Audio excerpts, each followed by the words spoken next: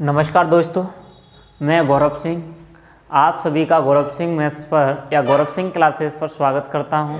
ठीक है, देखो आज यह रेशियो की लास्ट वीडियो होगी और मैंने इस लास्ट वीडियो के माध्यम से पूरा के पूरा रेशियो समाप्त हो चुका होगा, इसलिए आप लोग पूरा की पूरा रेशियो वीडियो को जल्दी जल्दी फिनिश करके और ख़त्म कर दें, फिनिश कर दें। उसके बाद नया चैप्टर स्टार्ट करेंगे। ठीक है, कल से ही 3 व्यक्ति स्थान ए से स्थान बी के लिए पैदल चलते हैं। 3 व्यक्ति क्या करते हैं, स्थान ए से जाते हैं, कहाँ के लिए, स्थान बी के लिए। उनकी चाल 4, 3, 5 के अनुपात में है। उनके द्वारा बी पर पहुंचने में लिया गया समय क्या होगा। तो देखो मैंने कहा कि इसमें क्या है, टाइम एंड डिस्टेंस का कॉन्सेप्ट है। तो डिस्टेंस होती है, यह चीज़ आपको पता होगा कि डिस्टेंस होती है वह बराबर होती है स्पीड गुना टाइम की। डिस्टेंस इक्वल होती है स्पीड गुना टाइम की। इसने क्या कहा है, 3 व्यक्ति स्थान ए से स्थान बी के लिए पैदल चलते हैं। उनकी चाल का रेशियो दिया है और उनके द्वारा पहुंचने में लगे समय का रेशियो ज्ञात करना है। मुझे एक बात बताओ, तीनों की तीनों एक निश्चित दूरी, मतलब दूरी क्या है, कांस्टेंट है। दूरी कांस्टेंट है, समान दूरी तय कर रहे हैं तीनों की तीनों। यदि मुझे एक बात बताओ, समान दूरी तय कर रहे हैं तो जिसकी स्पीड अधिक होगी उसको क्या है, समय कम लगेगा, और जिसको समय कम लग रहा होगा उसकी स्पीड क्या होगी, अधिक होगी। हाँ या ना। यदि डिस्टेंस कांस्टेंट होती है तो स्पीड होती है वह प्रोपोर्शनल होती है 1/टाइम के।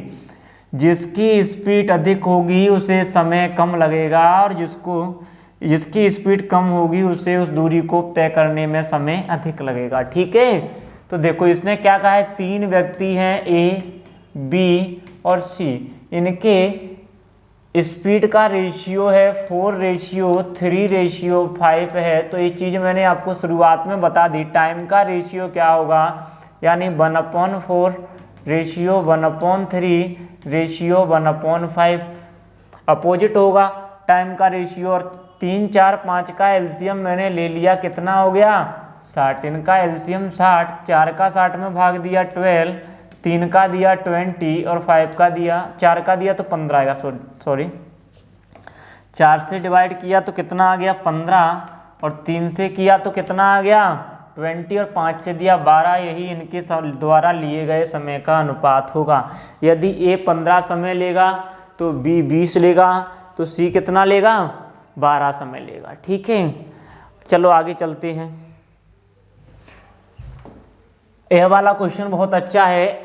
जब एक वाटर पार्क में टिकट की कीमत 11 गुना 12 के अनुपात में बढ़ाई जाती है, टिकट की प्राइस बढ़ा दी जाती है, तो पार्क में आने वाले दैनिक आगंतुकों की संख्या 8:7 के अनुपात में गिर जाती है। यदि टिकट की कीमत में वृद्धि करने से पहले दैनिक राजस्व इतना हो तो टिकट की कीमत में वृद्धि करने के बाद कितना होगा। मैंने कहा इसने 2 चीज़ें दी हैं। एक पार्क था, उसमें लोग आते थे, तो पहले और बाद में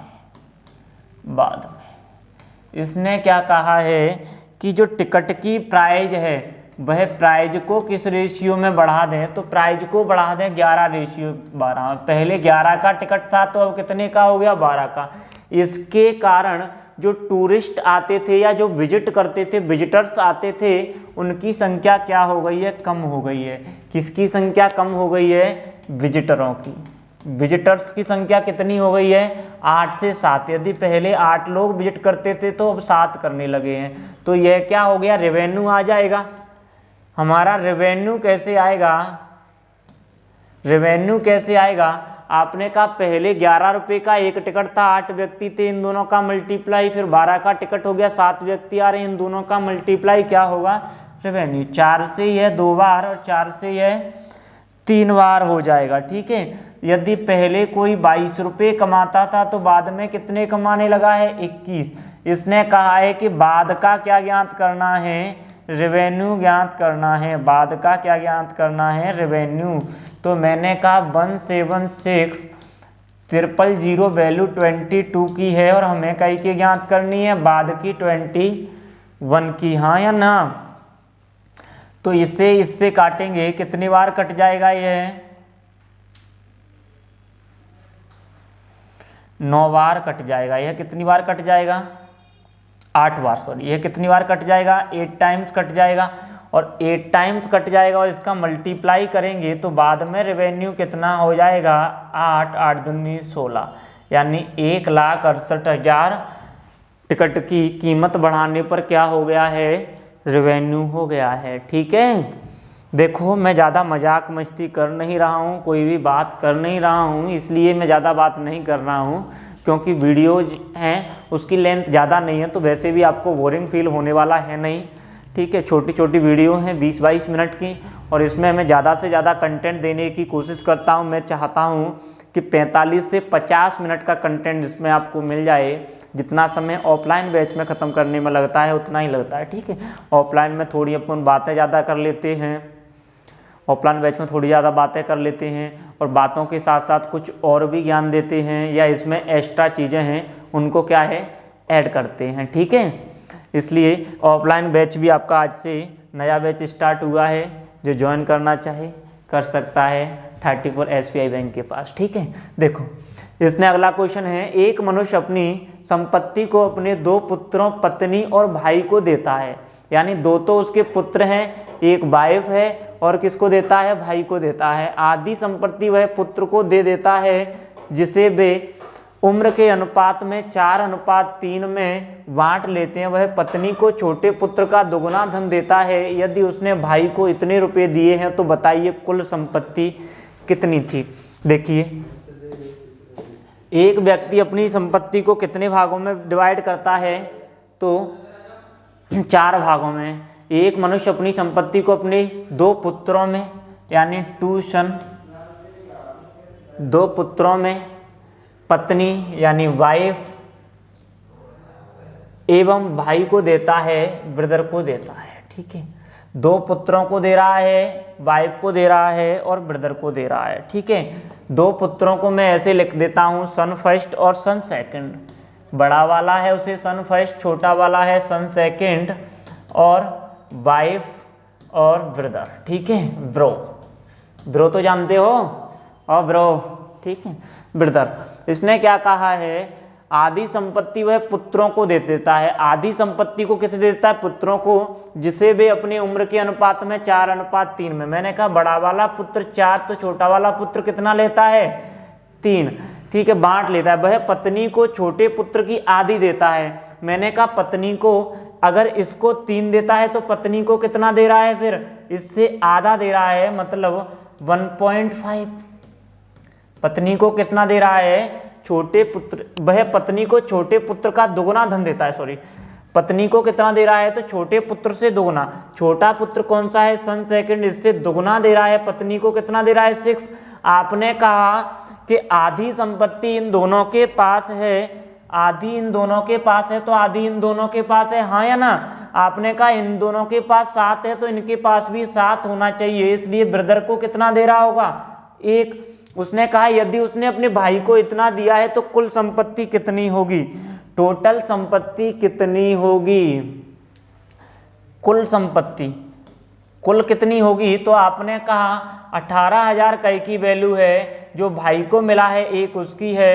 टोटल कितनी है? 7 दूनी 14 है, तो टोटल संपत्ति कितनी होगी? 3 0। ठीक है, और 14 8 18 चौक 72 का 2 हासिल का 7, 18 और 7 25। 25 2 000, इतनी संपत्ति क्या होगी? कुल संपत्ति होगी। ठीक है, अगला क्वेश्चन देखते हैं। फुर्ती में क्वेश्चनों को खत्म कर देते हैं ताकि नई वीडियो नए चैप्टर के साथ आए। ठीक है, नई वीडियो के साथ आए, नए चैप्टर के साथ आए, नई वीडियो नए चैप्टर के साथ आए। रुपए 53 ABC में इस तरह बांटे जाते हैं कि ए को B से 7 रुपये अधिक मिलते हैं और B को C से 8 रुपये अधिक मिलते हैं। उनके हिस्सों का अनुपात ज्ञात कीजिए। मैंने कहा होता क्या है? 53 रुपये है किसी के पास, उसे किस में बांट देता है? ABC में। अच्छा क्वेश्चन है, इंपॉर्टेंट क्वेश्चन है, कई बार आ जाता है। ठीक है, सबसे हटके 53 रुपये को ABC में बांट देते हैं। यह क्या कह रहा है? A को B से 7 रुपये अधिक मिलते हैं और B को C से 8 रुपये अधिक मिलते हैं। तो ए को तो बी से अधिक और बी को सी से अधिक, तो मैंने कहा सी को यदि x रुपए मिल रहे हैं तो बी को x से 8 अधिक मिल रहे हैं, यानी x प्लस 8 मिल रहे हैं। और ए को कितना मिल रहा है, बी से 7 रुपए अधिक, तो ए को कितना मिल रहा है, x प्लस 15 मिल रहा है, हाँ या ना। और कुल रुपए है कितने, 53। कुल रुपए कितने हैं, तो कुल रुपए 53 है। यदि इनको मैं ऐड करता हूं तो यह कितना हो गया, 3x प्लस कितना हो गया, 23 हो गया, और बराबर कितना होगा, 53। यह उस साइड जाके माइनस होगा तो 3x बराबर कितना होगा, 30 हो जाएगा। तो x की वैल्यू कितनी हो जाएगी, 10। x की वैल्यू 10 हो जाएगी। तो इसने क्या कहा है, उनके हिस्सों का अनुपात। तो इसको कितना मिलेगा, प्लस 10 कर दो, x की वैल्यू 10 तो इसे 25 मिलेगा। तो इसे प्लस 10 करूंगा तो कितना मिल जाएगा, 18 मिल जाएगा। और इसे प्लस 10 करूंगा तो कितना मिल जाएगा, 10। यानी 25 रेशियो 18 रेशियो क्या हो जाएगा, 10 हो जाएगा। 25 18 10 हो जाएगा, ठीक है। ABC का रेशियो कुछ कट नहीं रहा है तो यही क्या होगा, इसका रेशियो होगा, ठीक है। अगला देखिए, एक व्यक्ति ने अपनी जायदाद को इस प्रकार विभाजित किया कि उनके पुत्र व पुत्री और पत्नी व पुत्री को प्राप्त जायदाद का अनुपात 3:1 है। देखो इसने क्या कहा है, इसने कहा है एक व्यक्ति ने अपनी जायदाद को इस प्रकार विभाजित किया जाता है कि उनके पुत्र और पत्नी, पुत्र व पत्नी और पत्नी व पुत्री को प्राप्त जायदाद का अनुपात 3:1 है। यानी सन और वाइफ और डॉटर को जो मिलती है, यदि सन को 3 मिलता है तो वाइफ को कितना मिलता है, 1। और यदि वाइफ को 3 मिलता है तो डॉटर को 1। मतलब 3:1 में ही पुत्र और पत्नी, और 3:1 में ही पत्नी और पुत्री। आपने कहा यहाँ पे भी वाइफ है और यहाँ पे भी वाइफ है। यदि वाइफ के पास यहाँ पे 3 है तो यहाँ पे भी कितना होना चाहिए, 3, ना कि 1 देंगे तो रूट जाएगी ना, कि मेरे पास तो 3 थे, 3 ही चाहिए। तो यह कितना हो जाता है, 9:3 हो जाता है, ठीक है। तो उसने क्या कहा है, अब मैं सन, वाइफ और डॉटर का रेशियो ज्ञात कर लूँगा। यदि सन को 9 तो इसको 3, तो इसको कितना मिलेगा, 1। और इसने क्या कहा है, उसकी पुत्री को पुत्र से 10,000 रुपये कम मिलते हैं। मैंने कहा 8 कम मिल रहे हैं, 10,000 नहीं। तो कुल जायदाद कितनी होगी, कुल कितनी होगी, 10,000 कई की वैल्यू है तो 10,000 वैल्यू है 8 की, और टोटल कितना है, 13 है। तो 13 की ज्ञात करनी है। 8 एकन 8, 8 दूनी 16, 8 पंजे 40 और टोटल 0। 13 पंजे 65 की 5 हासिल की 6, 13 दूनी 26, 26 और 6 22 की 2, 22 की 2 और हासिल की 2, और 13 और 2 15, 15,250, हाँ या ना। टोटल संपत्ति कितनी होगी, 15,250 होगी। कोई दिक्कत तो नहीं है यहाँ तक कोई दिक्कत नहीं है। तो देखते रहिए और हम बताते रहेंगे आपको कि क्या क्या चीज़ें आनी चाहिए, ठीक है। देखो 3 संख्याओं का योग 252 है। अच्छा क्वेश्चन है, मोस्ट इंपोर्टेंट क्वेश्चन है, नया क्वेश्चन है, ठीक है। तो 3 संख्याओं का योग कितना है, 252 है। यदि पहली संख्या दूसरी संख्या से 3 गुनी है, मैंने कहा 3 संख्याएं हैं, पहली, दूसरी और तीसरी। और वह क्या कह रहा है कि पहली संख्या दूसरी संख्या से 3 गुनी है, और तीसरी संख्या पहली संख्या की 2/3 है। जो तीसरी संख्या है वह पहली संख्या की कितनी है, 2/3। और पहली संख्या दूसरी संख्या से 3 गुनी है। मैंने कहा यह 1 है तो यह कितनी है, 3, और यह इसकी 2/3 है। मैंने कहा 3 का 2/3 ज्ञात करूंगा तो 2 हो जाएगा, हाँ या ना। कितना हो जाएगा, 2। तो इसने कहा है तो दूसरी संख्या क्या होगी, मैंने कहा टोटल कितना है, 252। सेकंड नंबर ज्ञात करना है, सेकंड ज्ञात करना है। 252 वैल्यू कई की है, 6 की है, और दूसरी संख्या 1 की ज्ञात करनी है। 6 चौक 24, 6 दूनी 12। सेकंड नंबर कितना होगा, 42 होगा, 42। सेकंड नंबर कितना हो जाएगा, 42 हो जाएगा 42। मैंने आपको बेसिक अच्छे से बता दिया है, पिछली वीडियो अच्छे से बता दिया है, तो इस वीडियो को मैं थोड़ा जल्दी जल्दी लेके चल रहा हूँ, ठीक है, कोई दिक्कत तो नहीं है। देखो अगला क्वेश्चन देख लो। ए बी तथा सी के वेतन 1:3:4 के अनुपात में हैं। यदि उनके वेतन में 5%, 10%, 15% की वृद्धि की जाए तो 15% की वृद्धि की जाए तो बढ़े हुए वेतन का अनुपात क्या होगा। देखो इसने क्या कहा है, ए है, बी है और कौन है, सी है। इनके वेतन यानी सैलरी किस रेशियो में है, तो सैलरी इसकी 1 है, इसकी 3 है, इसकी 4 है। 1 0 यहाँ चिपका दो, 1 यहाँ चिपका दो, ठीक है। ज़्यादा चाहो 2 0 चिपका दो, कोई दिक्कत नहीं है, ठीक है। तो इसने क्या कहा है, बढ़े हुए वेतन का। यदि मैं 100 पे 5% बढ़ाऊंगा 105 हो जाएगा। इस पे मैं 10% बढ़ाऊंगा तो 100 पे 10 बढ़ता है, 300 पे 30 बढ़ेगा तो कितना हो जाएगा, 330। और इस पे मैं 15% बढ़ाऊंगा, 15% ऐड करूंगा तो आपने कहा 100 पे 15 60, 400 पे 60 तो 460 हो जाएगा, ठीक है। 5 से काट दो, 5 से 21, 5 6 66 और 5 नाम 45, 5 दूनी 10, 92। यह क्या होगा, रेशियो होगा, बढ़े हुए वेतन का रेशियो क्या हो जाएगा, 21, 66 और क्या हो जाएगा, 92 हो जाएगा, ठीक है। देखो अगला क्वेश्चन देखो, जल्दी जल्दी देखते जाओ। यदि 1170 की राशि ABC के बीच गलती से 1 2 3 4 के स्थान पर इतने में बांट दी गई है तो किसे सर्वाधिक राशि मिलेगी। देखो बहुत बेस्ट क्वेश्चन है और इस क्वेश्चन को क्या है, लोग लेंथी बना देते हैं। इस क्वेश्चन को लेंथी बनाया जाता है, ना कि लेंथी है।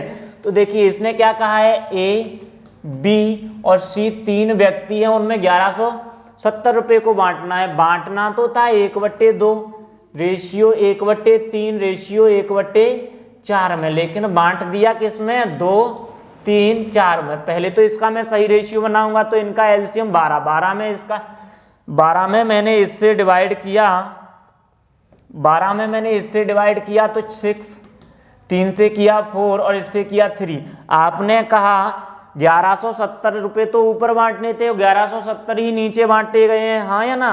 देखो लोग क्या करते हैं, इसको ऐड करके 1170, इतने इकाई की 1170 और इतने इकाई की 1170 अलग से लिखते हैं, फिर कंफ्यूजन हो जाता है। एक एक की वैल्यू ज्ञात करते हैं, फिर घटा पिटा के देखते हैं कहाँ पे अधिक और कहाँ पे कम है। लेकिन मैंने कहा कि 6 4 10 और 3 13 हो रहा है, और 2 और 3 7 और 9 हो रहा है, लेकिन ऊपर नीचे कैसा होना चाहिए, समान, क्योंकि समान रुपए को क्या कर रहे हैं, वितरित। इसलिए 9 का मल्टीप्लाई यहाँ और 13 का यहाँ कर दिया। 9 छक्के 54, 9 चौक 36, 9 तिया 27 और यह 117, 13 दूनी 26, 13 तिया 39, 13 चौक 52। सीधा दिख रहा है, इसको अधिक मिल रहा है, इसको कम मिल रहा है, इसको अधिक मिल रहा है, लेकिन सबसे अधिक किसको मिल रहा है, तो सबसे अधिक किसे मिल रहा है, सी को। सबसे अधिक किसे मिल रहा है, सी को मिल रहा है, ठीक है। और यहाँ पे भी कितना हो रहा है, 117, ठीक है। तो सबसे अधिक यहाँ से यहाँ तक सी को अधिक मिल रहा है, और सी को कितना अधिक मिल रहा है, 25, सॉरी 12 में से 7 गए 5, सही है, 25 अधिक मिल रहा है, हाँ या ना।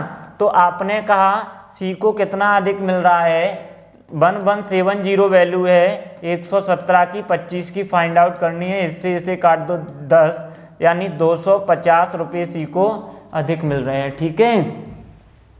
250 रुपये सी को क्या है, अधिक मिल रहे हैं। अगला क्वेश्चन इस जैसा ही है, खुद कर लोगे, मैंने थोड़ा जल्दी बताया है, नहीं समझ में आए तो दोबारा देखो। 1320 ऊपर 1320 नीचे बांटना है, दोनों को बराबर कर लेना, और जिसको अधिक कितने मिल रहे हैं वही चीज आप पता कर सकते हो, ठीक है। देखो इसे देखो, होने दो, इसे देखो। एक दरोगा एक चोर के पीछे भागता है, यदि चोर 10 कदम चलता है तो दरोगा कितने कदम चलता है, 8। यहाँ पे क्या पूछा है, तो उनकी चालों का अनुपात बताइए। मैंने कहा एक पुलिसमैन है और एक कौन है, थीप है, चोर है, ठीक है। एक चोर है, इसने क्या कहा है, एक दरोगा एक चोर का पीछा करता है, यदि चोर 10 कदम चलता है तो दरोगा कितने कदम चलता है, 8 चलता है, ठीक है। और दरोगा के 5 कदम, पुलिसमैन के 5 कदम चोर के 7 कदम के बराबर है, ऐसा लिख दिया। और अब क्रॉस मल्टीप्लाई कर देना है। ठीक है, इसका यहाँ पे मल्टीप्लाई 56 हो जाएगा और इसका यहाँ पे क्या हो जाएगा 50। यह 2 से कट रहा है तो क्या हो रहा है 28:25, यानी इनकी स्पीड का रेशियो क्या होगा 28:25 होगा। चोर के नीचे चोर, दरोगा के नीचे दरोगा का नंबर लिखना है, क्रॉस मल्टीप्लाई कर देना है तो आ जाएगा। अब आपसे थीप और पुलिसमैन, चोर और पुलिसमैन का पूछे तो 25-28 हो जाएगा, पुलिसमैन और थीप का पूछे 28-25। ठीक है, कोई दिक्कत नहीं है। आज की क्लास का last question. Thank you for watch the video. Question समाप्त हो चुके हैं। ठीक है, तो आज के लिए इतना ही और हमारी पूरी की पूरी रेशियो की वीडियो ख़त्म। रेशियो मैंने अच्छे तरीके से ख़त्म कर दिया है। इससे बाहर कुछ भी आना नहीं है, जो कुछ भी आएगा यहीं से आएगा। आप अपना पूरा विश्वास बना के इसे देख सकते हैं। ठीक है, तो अच्छे से देखें और अच्छी लगे वीडियो, अगर ऐसा लगे कि वीडियो में दम है तो दोस्तों के साथ शेयर करें। Okay, bye bye, take care, अपना ख्याल रखें।